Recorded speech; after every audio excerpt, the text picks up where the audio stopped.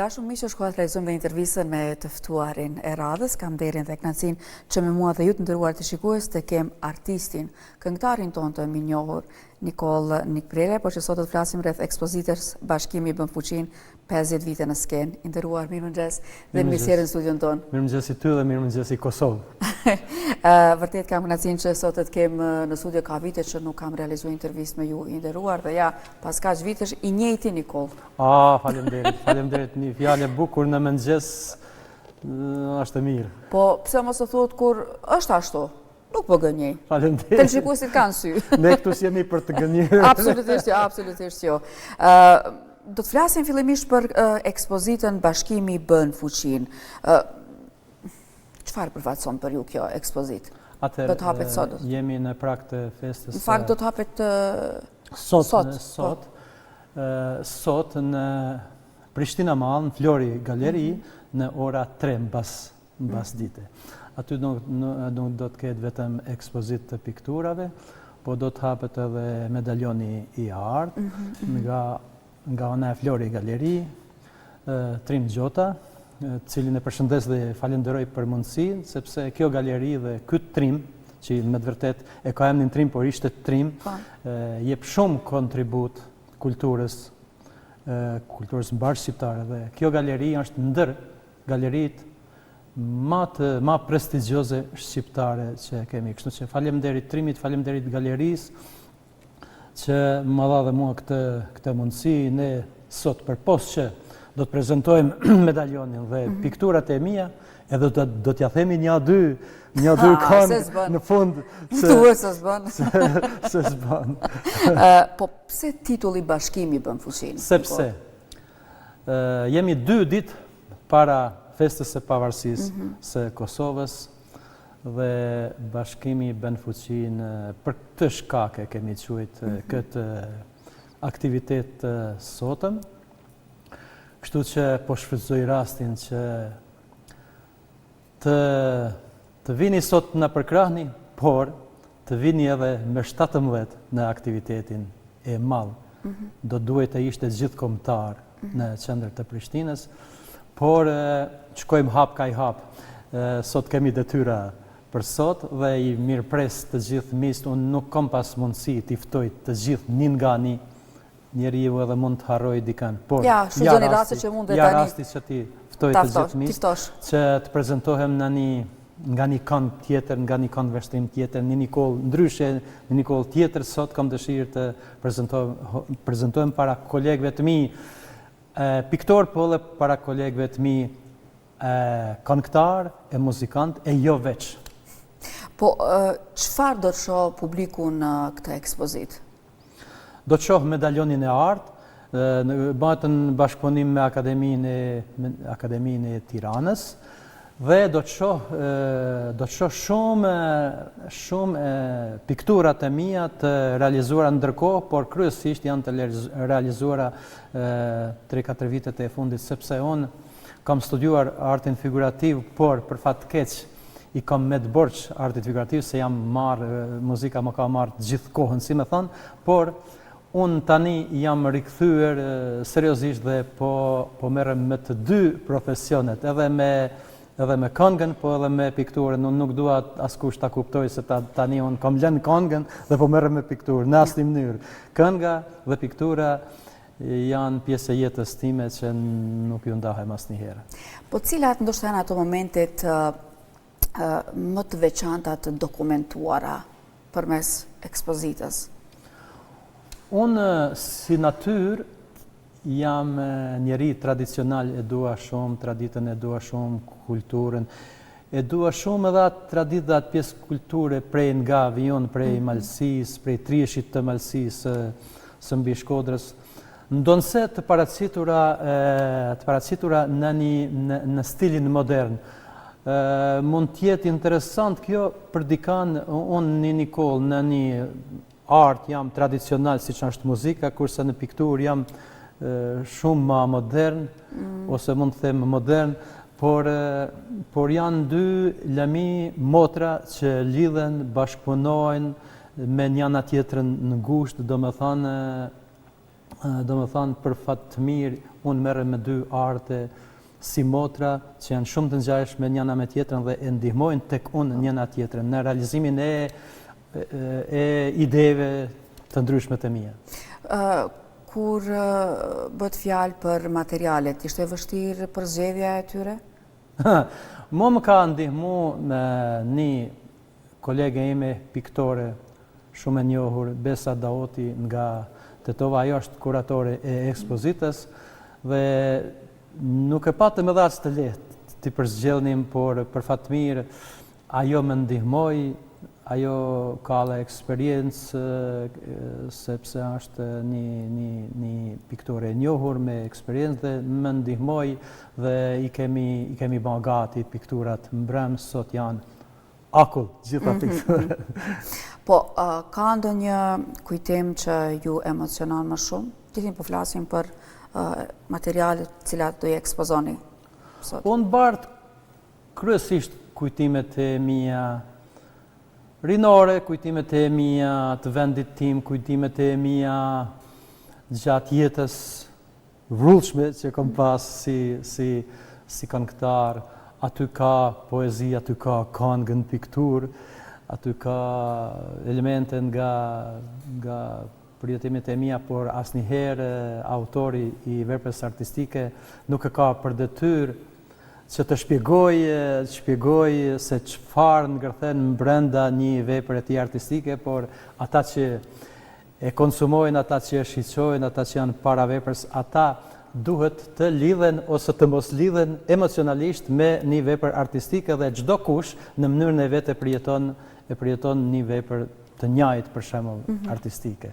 Po ka shumë, nga se ke pasur të ekspozitat të tjera, të interesuar të dinë më shumë se çfarë një pikturë paraqet, megjithëse ata që e lëni secilin të lirë të mendojë dhe ta shoh ashtu siç ai apo ajo e shef. E thash, pra domethënë ndjenjat e mia, jeta ime, ndollit e mia, përjetimet e mia, ka dashuri, ka patriotizëm, ka kuqezi, ka lule, ka e gjithë jeta ime është e përshkruar sot në këtë ekspozit, pra që mbahet në Flori Galeri në Prishtinë Mall në ora 3 mbasdite. Çfarë mesazhi donit përcjellni përmes kësaj ekspozite, dhe pse përmendet që ka shumë çka të Nikollës aty, të jetës suaj. Që të ruhet, kultivohet arti i mirëfillt kombëtar shqiptar, që të jemi sa ma original, sepse vetëm si original mund të zhvillohemi, mund të ecim përpara, mund të kultivojmë. Ndërkohë duke parë dhe pamjet e juaja, zoti Nikolli ke prapa. Po, janë të ndryshme, kanë shkëputur regjia momente që janë goxha interesante. Unë po e shoh. Unë po e shoh dhe të shikuesit po e shohin. Kujt ja dedikoni këtë jubile? Dy djemve të mi, Albinit dhe Arbenit. Cilët i përshëndesim?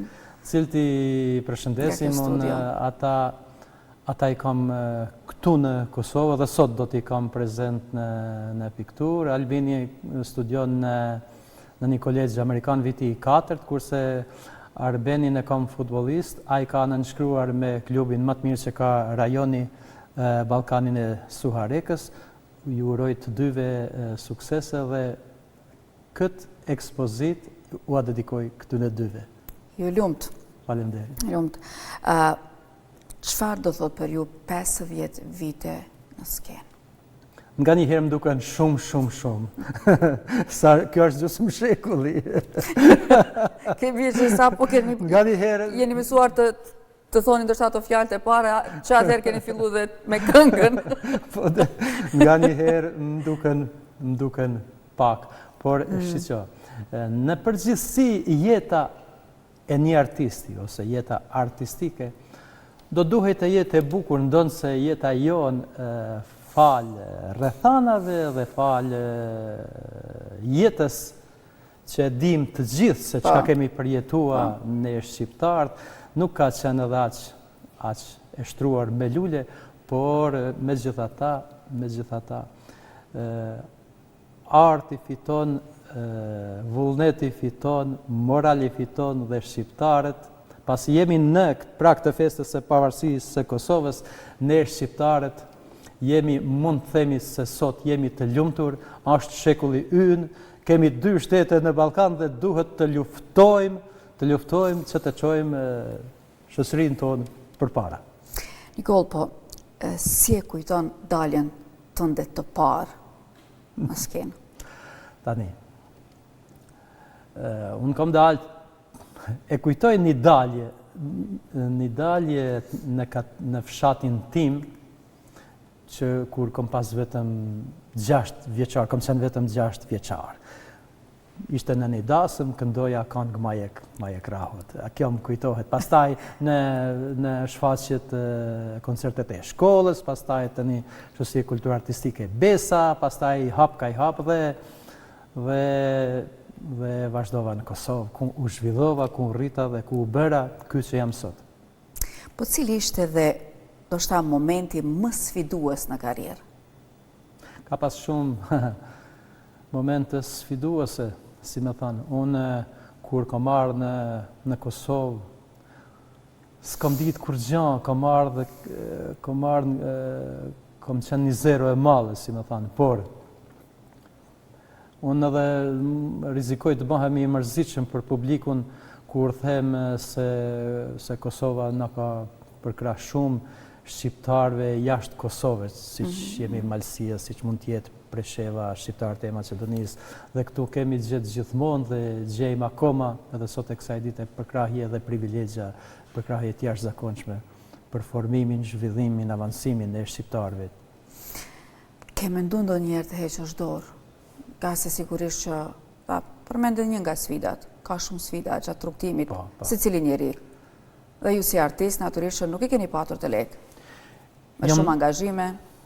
Një pyetje shumë interesante. Jam ndodhur shpesh në qelitë e burgut, rreth repertuarit të këngës, me kërcënime, deri me kërcënime me jetën.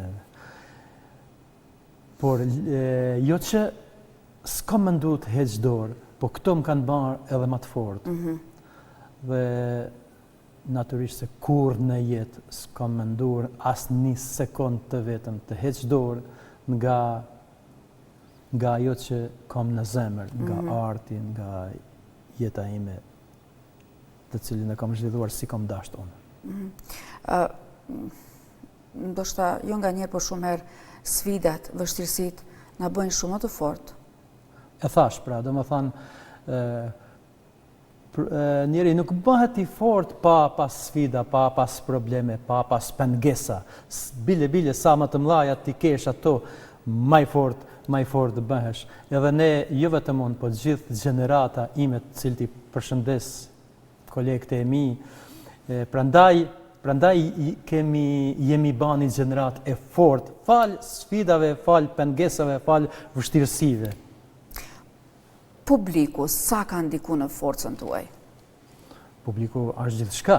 Ne pa publikun jemi kurrgjë, pa përkrahjen e publikut jemi kurkush. Sot, po mos të vinte publiku në ekspozitën time, s'kishte kuptim asgjë, pa publikun s'ka kuptim asnjë sen. Pra jemi borxh gjithë jetën dhe kur nuk mund t'ia kthejmë publikut atë çka na jep publiku. Faleminderit gjithë jetën për publiku. Ju për publikun dhe publiku për ju. Faleminderit. Keni shumë këngë. Gjithsej sa... Nga që